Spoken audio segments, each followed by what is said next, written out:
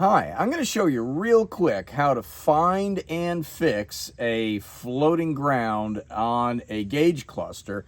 I'm going to show you this on my 83 F150. Honestly, this applies to any of the old school vehicles I had with, analog type vehicles. I had the same issue with my 74 Cutlass. The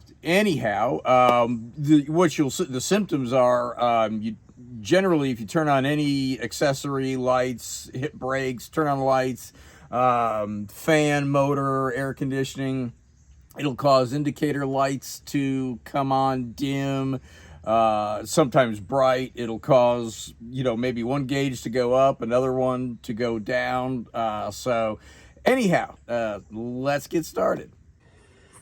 Okay, so let me show you what I found. I actually found the connector end of the problem, or this is where the symptom shows up, and it was, as I suspected, a bad floating ground, and it might even be tied to the headlight switch. Let me show you some of the homework I did in advance.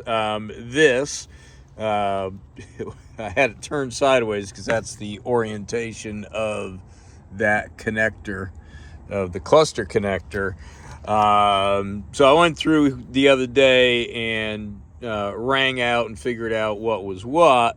And the second, and they are numbered, it's an 18 pin connector, 1 through 9 on one side and 10 through 18 on the other. So at this side here, we're looking at 1 through 9, and the second pin up, and you can see it is numbered right there, number 2, which is a black wire, which makes sense, is ground. Now right next to it you'll also see what appears to be 2 black, but one of them's a black and green. Those are actually hot. So it's kind of crazy that they would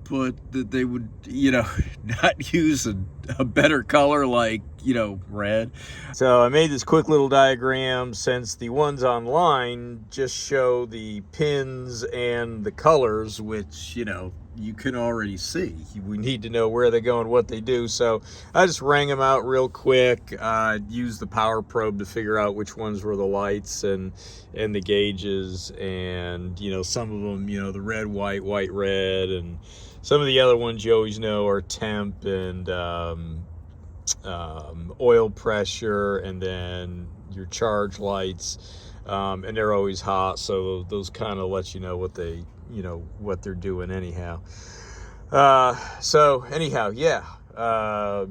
Freeze that if you need it, and hopefully that helps. I'll also turn it this way so you can look at it that way.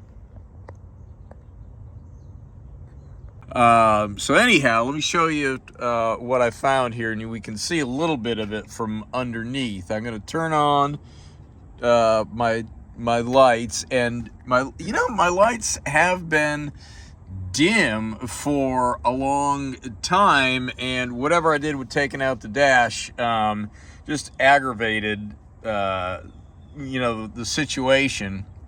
You can see that light right there, and I am going to, if I flip the little switch on my power probe down, that will introduce a ground. So watch this. Look at how bright those get. I'll actually be able to see these lights now. Few other things. Let's see. Let's turn the key to on to run. All right, you can maybe hear my fan down there. So I'm going to do the same thing. I'm going to hit this to ground, and maybe you can hear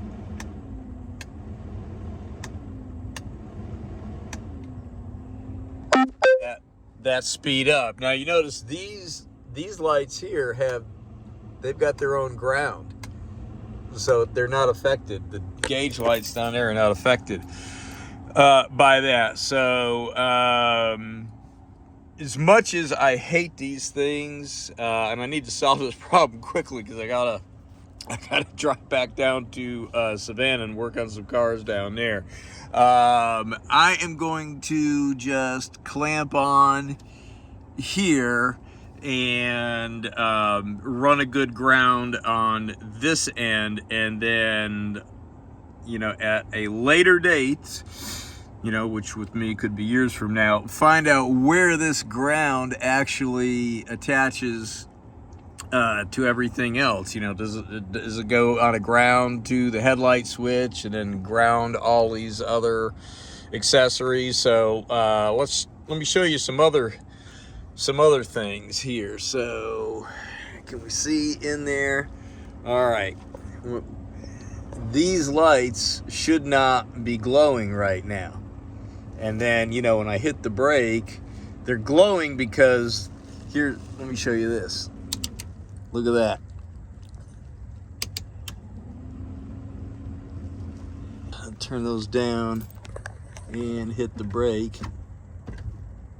You can see when I hit the brake, they come on brighter. And I'm going to show you a few other things here. I'll start it up and show it solves the tachometer problem, and seems to be something else. I was gonna show you the when we turn on the headlight switch, we lose almost 2 volts across that. So that's our floating ground. Hold on a second.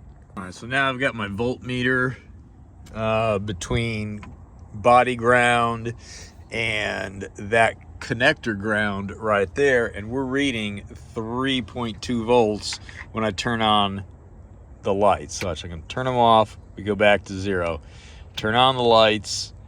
Look at that, it's actually higher than it was before. 3.5. Hit the brakes, it goes up temporarily and it comes back down, so that's kind of weird there. So anyhow, there's our floating ground. Like I said, I'm just going to use this and clamp a ground on there and run it to a good, I don't know if I'll put it there or somewhere else, but here, let me start it up and show you the tachometer problem is fixed now too.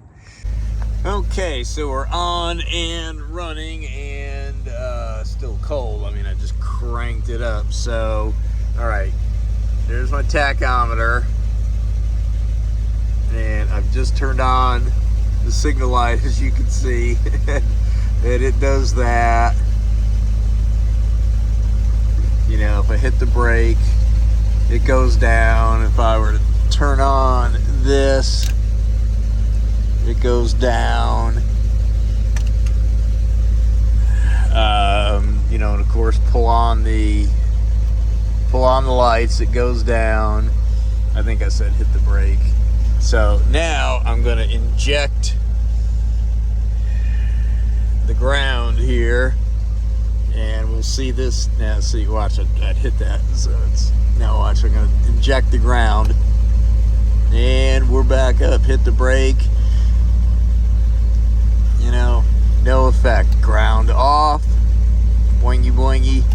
Ground in. Everything is groovy. Can hit the brake.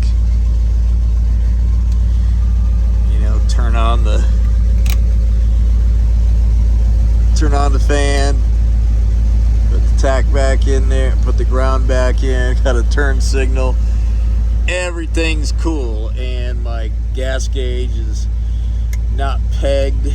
So yay. So that's it. So we'll put the temporary bypass jumper in there for now, and then I'll have to research and find out where that ground actually connects to the ground. All right, got my vampire little connector piggyback splice in there on that ground lead, and make sure you choose the correct black one, because remember, this one's ground, these two are hot, so that would be bad. All right, so got the lights, instrument lights on, as you can see. So let's just scratch the ground here, and yep, All right, so that'll take care of that. Pretty much anywhere I go, I get a good ground and brighten that up. So I'll just figure out which one I want to attach it to, and that'll be that. And the steering wheel is off because I wanted to take a look inside here, because this wheel is also a tilt, and the tilt worked one time about 30 years ago. that was it. And I'm troubleshooting an issue with the horn. With the steering wheel off, it makes it just so much easier to work. All right, let's see how we do here. I ran the ground up under the dash just so it's easier to access in the future. I mean, I could have put it anywhere up here, but then, you know, it's not accessible, so I put it up under the dash. All right, let's crank her up.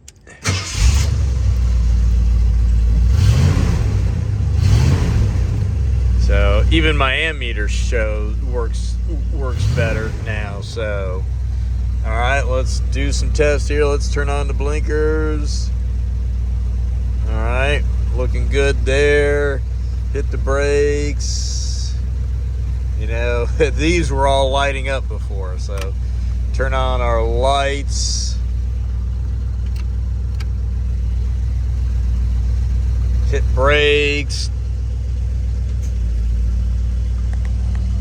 Turn on the fan. I'm doing work with all of this stuff too, with some radio rewiring and such. So that's all a part for that. So yeah, look at it.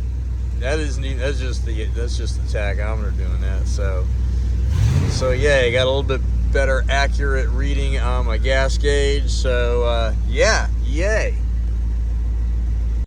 Hope you found this video on how to find and fix floating ground on an old school analog gauge cluster helpful and enjoyable. If you did, go ahead and grab your ground wire and hook it up to your like button. Please comment, share, subscribe, and I will see you on the next one. Thank you.